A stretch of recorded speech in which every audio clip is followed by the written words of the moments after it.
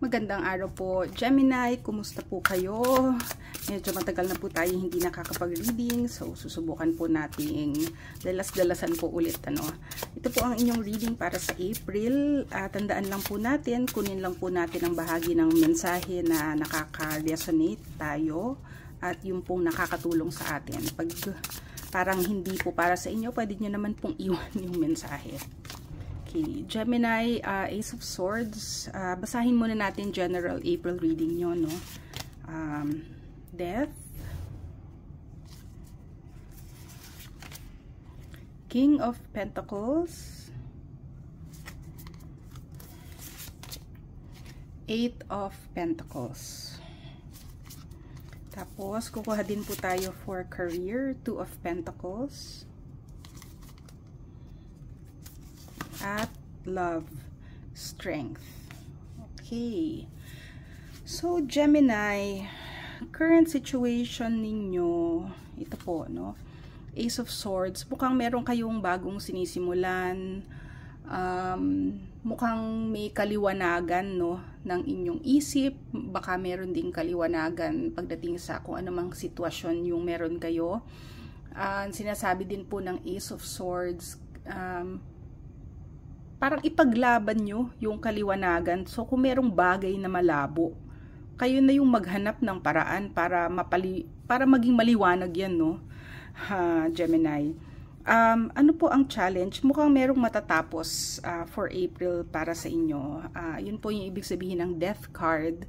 Ang Death card po, alam naman natin, hindi naman yan masama. Ang sinasabi lang yan, meron talagang bahagi o kabanata ng inyong buhay na magtatapos na.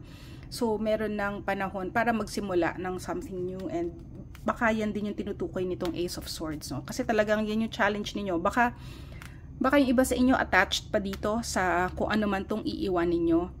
Kaya din lumitaw yung sword kasi sabi niya parang parang slice away.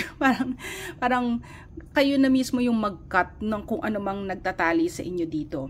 Hindi po sinasabi na hindi maganda yung pinanggagalingan nyo, pero panahon na para iwanan iyon, Gemini. Ano po ang advice din o kaya either advice to or parang intervention? Sinasabi po nung King of Pentacles, maaaring mayroong dadating sa inyong buhay na tutulong na parang itong King of Pentacles na businessman, tutulong yan sa inyo. Parang protector type po iyan. Maaari din ang ibig sabihin nito, merong pera na dadating. Kasi King of Pentacles yan. So may abundance, merong prosperity. Maaaring tong iniiwanan ninyo. Pag naiwanan nyo na to, ang pinupuntahan nyo na ay merong mas magandang money situation sa inyong patutunguhan. Ano po ang outcome ng April? Sinasabi naman niya, tuloy-tuloy lang, Gemini. Eight of Pentacles, makikilala kayo sa kagalingan ninyo, sa kung ano yung kaya ninyong gawin. Hindi nyo kailangang i-market yung sarili ninyo or ibenta yung sarili ninyo. Hindi nyo kailangang mag-ingay tungkol sa ginagawa ninyo kasi your work will speak for itself. So, kung saan kayo magaling, ituloy nyo lang yung ginagawa ninyo kasi makikilala kayo para doon, no? Pagdating po sa career, Two of Pentacles, yung iba sa inyo mukhang merong pinagpipilian. Baka po merong iba nag-iisip kung lilipat ng trabaho o kaya merong dalawang trabahong pinagpipilian. Maaari din po na ang pinagpipilian ninyo something na alam nyo na reliable, stable. Halimbawa, baka meron kayong trabaho tapos ang pinag-iisipan ninyo ay magsimula ng inyong business, pero syempre sa business kasi lalo na sa simula, hindi siya ganun ka-stable, no?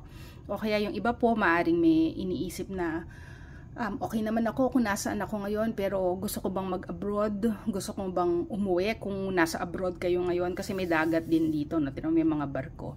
So mukhang merong ganyang i-decide ngayong April para sa inyong mga Gemini. Pagdating po sa inyong relationship, maganda naman po strength. Ang strength po dito is hindi siya yung strength na matapang na palaaway.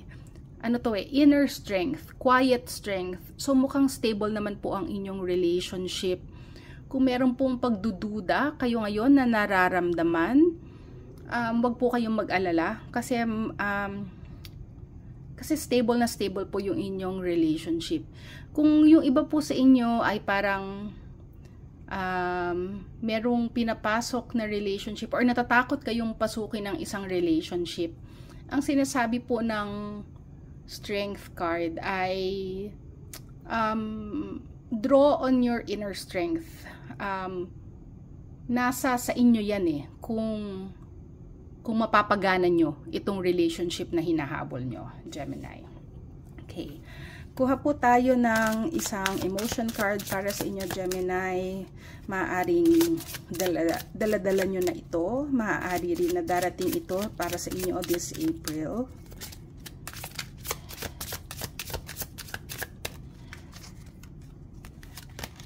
Okay, trust. Magtiwala lang po, Gemini, everything will work out.